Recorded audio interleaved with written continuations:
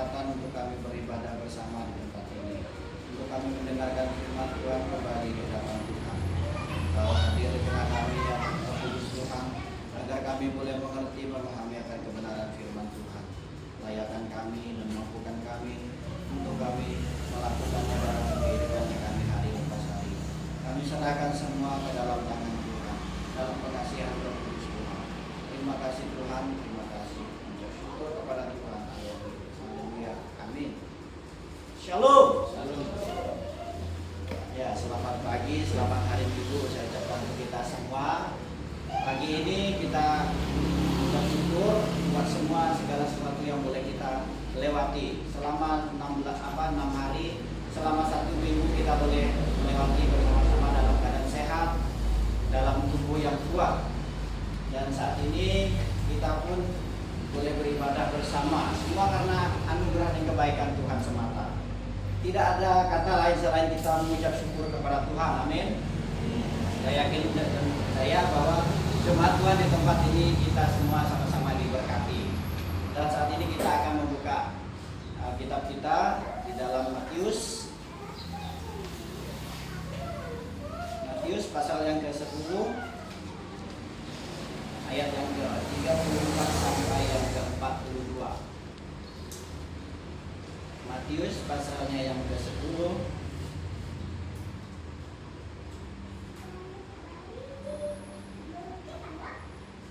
ayat yang ke-34 sampai yang ke-42. Kalau sudah ketemu kita akan baca, silih berganti.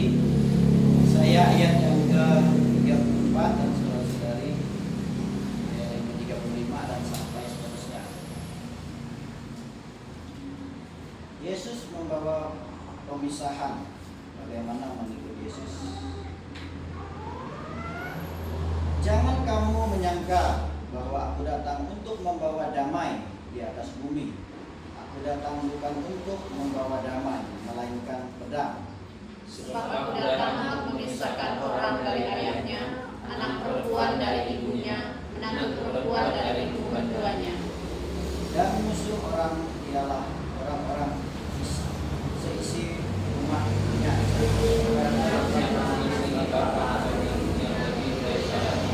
Dia layak bagiku, dan barang siapa mengasihi anaknya laki-laki atau perempuan lebih daripada dia tidak layak bagiku.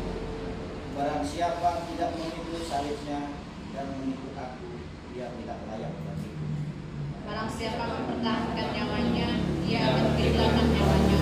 Dan barang siapa kehilangan nyawanya karena aku, dia akan memperolehnya.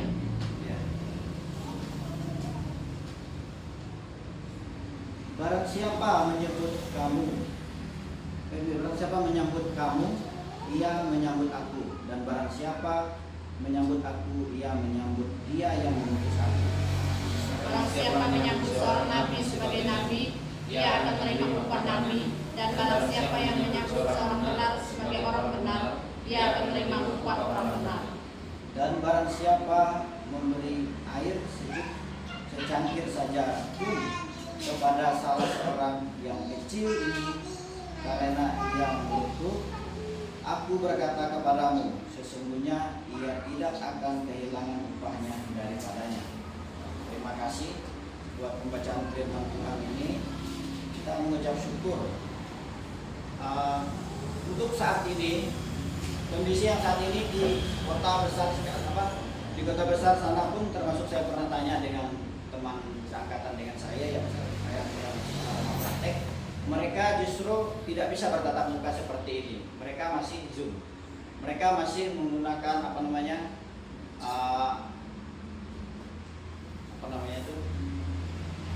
via Zoom seperti itu. Jadi tidak bisa bertemu secara langsung, tidak bisa kita mereka melihat kondisi secara langsung, secara fisik bertemu seperti kita saat ini. Kita mengucap syukur kita di tempat ini masih diberikan kesempatan kita mendengarkan firman Tuhan dengan kondisi kita masih bersama, masih bisa tatap muka seperti itu. Itu adalah ucapan syukur yang luar biasa yang perlu kita naikkan di hadapan Tuhan. Nah, untuk saat ini kita akan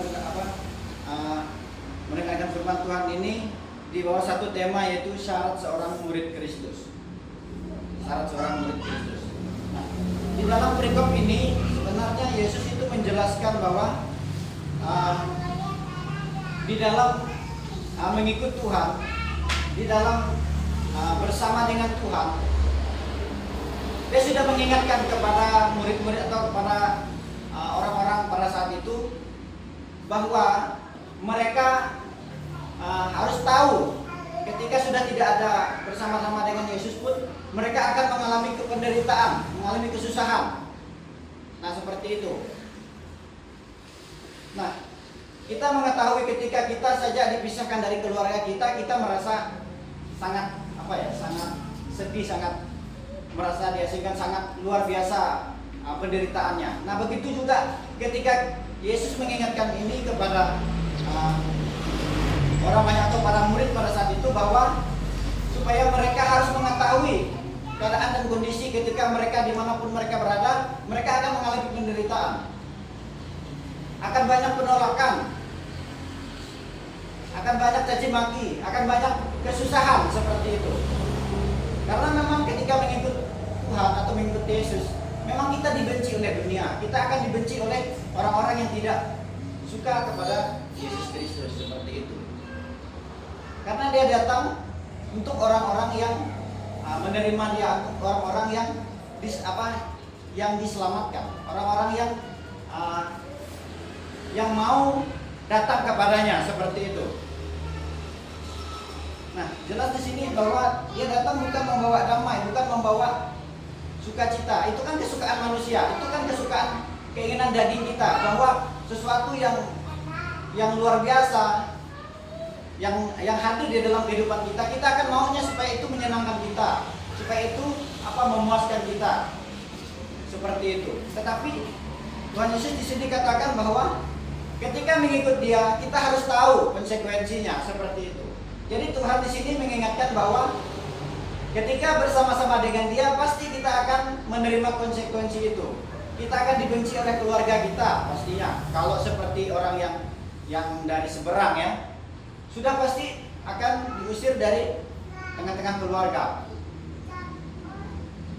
Kita pasti pernah mendengar hal itu. Sudah pasti kita akan mengalami itu.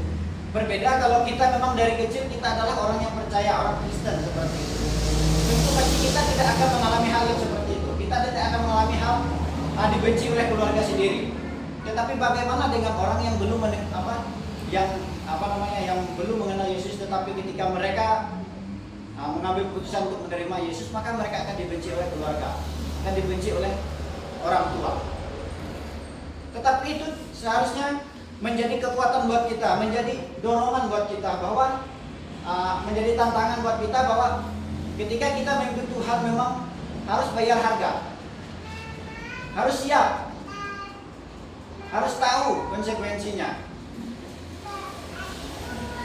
Nah, disinilah Tuhan ingatkan kepada setiap hamba-hamba Tuhan atau orang-orang percaya bahwa supaya kita menjaga diri, supaya kita bersiap-siap, bahwa mengikut Tuhan memang tidak gampang, seperti itu. Supaya kita meneguhkan iman kita di hadapan Tuhan. Nah, di sini ada beberapa hal yang perlu kita pelajari, mengapa kita harus tahu ketika kita mengikut Tuhan itu harus melewati syarat-syarat itu, seperti itu. Yang pertama, harus siap membayar harga. Ayat yang ke-34 sampai yang ke-37 itu jelas sekali bahwa kita harus bayar harga.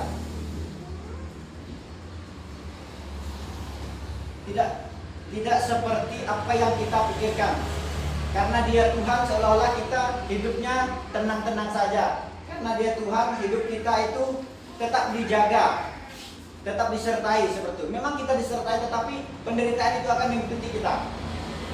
Karena kenapa penderitaan itu mengikuti kita? Karena kita masih ada di dalam dunia yang fana ini, dunia yang penuh dengan dosa ini.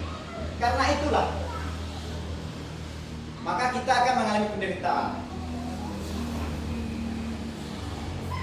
Konsekuensi itu memang harus kita hadapi. Semua orang percaya akan mengalami itu. Jika memang dia hidup di dalam Tuhan.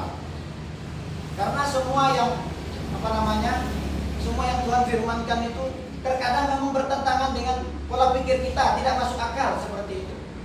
Kadang seolah kayak kita itu melawan diri kita sendiri, melawan orang tua kita. Seperti saya punya teman itu, dia memang latar belakang dari agama seberang. Ketika dia menjadi percaya dan mengakui dia mau ikut Yesus, memang benar-benar dia diusir dari keluarga, diusir dari rumahnya. Masih satu angkatan dengan saya juga. Itulah penderitaan. Memang posisi kita tidak seperti itu. Tapi coba kita bayangin bagaimana kalau kondisi kita seperti itu. Pasti sangat menderita sekali. Kita tidak tahu kita mau kemana, ya kan? Karena kalau kita sudah diusir dari keluarga, otomatis ketika kita mau pulang, bingung mau pulang kemana. Nah itulah rasanya. Bagaimana ketika kita memang harus dibenci oleh keluarga. Bahkan Tuhan katakan siapa yang mengasihi saudaranya lebih daripada Tuhan, itu pun tidak layak seperti itu. Tetapi di sini saya menekankan bahwa kita siap membayar harga. Membayar harga itu seperti apa? Kita harus menahan rasa ego kita, kita harus menahan rasa sakit kita, kita harus menahan rasa nyaman kita ini supaya jangan sampai kita menjauh daripada Tuhan. Kita harus melawan itu. Itulah yang dikatakan memang tidak gampang. Ya bersyukurlah saya katakan bahwa ketika kita menjadi Kristen itu bahwa kita ini dari kecil seperti itu. Saya dari kecil saya adalah latar belakang Katolik dan orang tua saya masih menganut animisme. Tapi bersyukur sekarang mereka sudah mulai menyadari itu, sudah mulai tahu.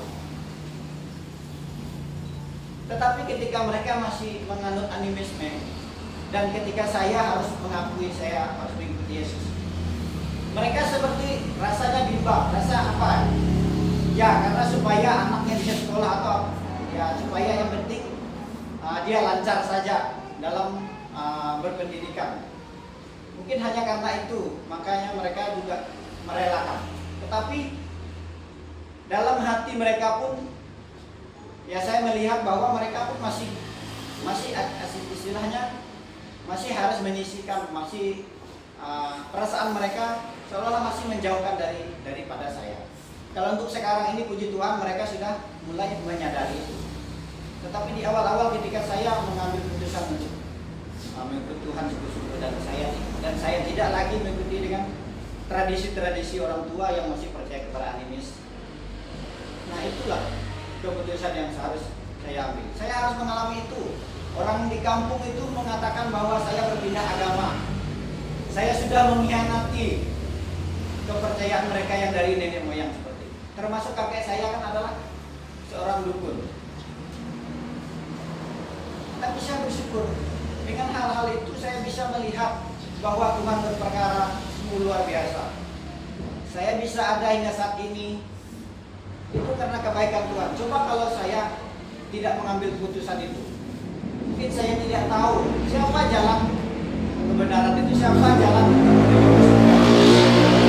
saya akan percaya kepada dukun, akan percaya kepada roh nenek moyang.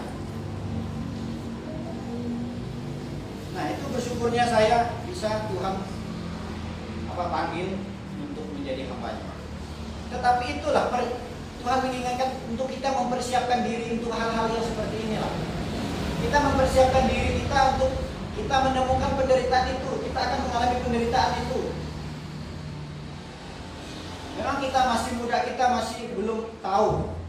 Ya, ketika orang sudah berkeluarga, sudah berumah tangga, itu akan mengetahui apa yang namanya penderitaan di dalam rumah tangga, di dalam mengatur keuangan, di dalam mengatur ekonomi. Kita akan berpikir, ya memang ketika kita sudah di dalam Tuhan, kita akan mengatakan bahwa segala sesuatunya yang baik dan indah pada waktunya.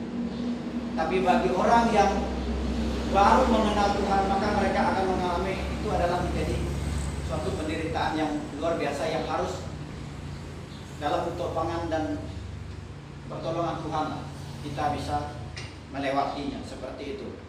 Maka perlu iman, perlu yang namanya kepercayaan yang sungguh-sungguh di hadapan Tuhan. Maka siap membayar harga ketika kita bersama-sama dengan Tuhan. Nah, yang kedua itu adalah harus memikul salib. Dalam ayat yang ke-38 sampai yang ke-42. Kita harus siap memikul salib. Memikul salib di sini memang bukan berarti kita harus memikul kayu yang sudah terbentuk salib seperti itu, seperti zamannya Tuhan Yesus. Tetapi memikul salib di sini adalah artinya kita memikul beban entah dari orang lain, dari jemaat kita, atau beban yang kita alami sendiri. Bagaimana kita harus menahan perasaan kita, menahan egois kita, menahan keinginan daging kita, untuk kita hidup di dalam Tuhan.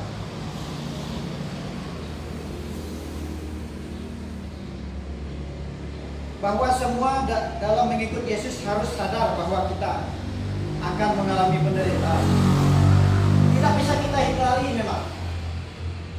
Tidak akan bisa kita hindari. Ketika kita sudah mati saja baru kita bisa tidak lagi mengalami penderitaan. Kita mati pun, ketika kita mati di dalam Tuhan, maka benar-benarlah penderitaan itu tidak kita alami. Tetapi ketika kita mati di luar Tuhan, sudah pasti penderitaan itu akan abadi, akan selama-lamanya kita hadapi. Kita harus memikul salib. Seperti Tuhan Yesus ketika dia memikul salib, memang tidak enak. Harus berjalan, harus mengalami sakit yang luar biasa. Itulah dalam memikul salib ini. Kita perlu yang namanya kekuatan. Kekuatan itu dari mana? Itu dari Tuhan. Kalau kita mengandalkan diri kita sendiri, mengandalkan kemampuan kita, maka kita tidak bisa, kita tidak mampu. Harus bersama dengan Tuhan, maka kita bisa melewatinya.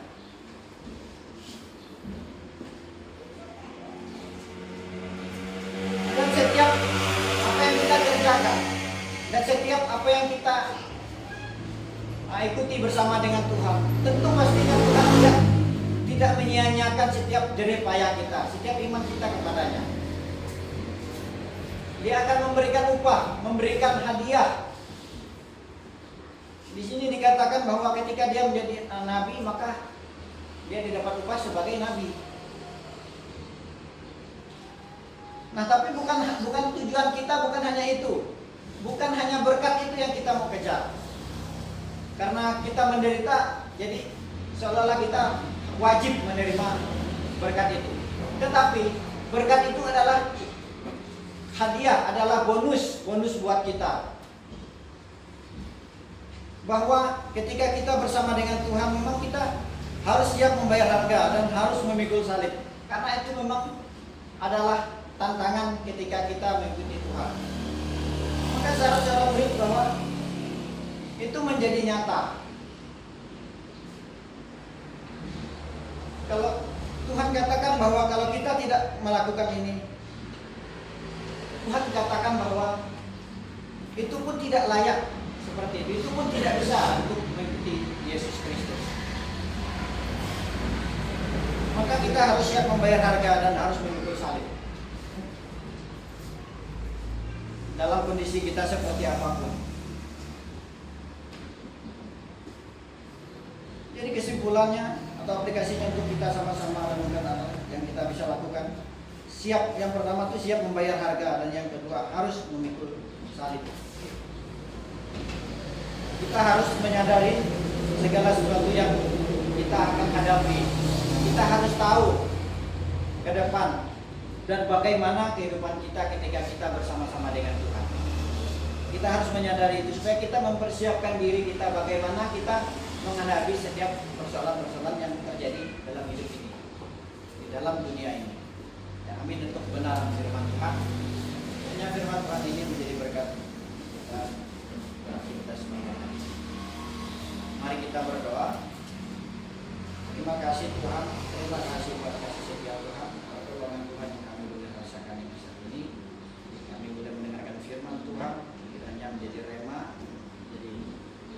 kekuatan yang baru untuk kami boleh melakukan setiap aktivitas bersama dengan Tuhan Kudus. Menunjukkan kami, pimpin dan sertai langkah kami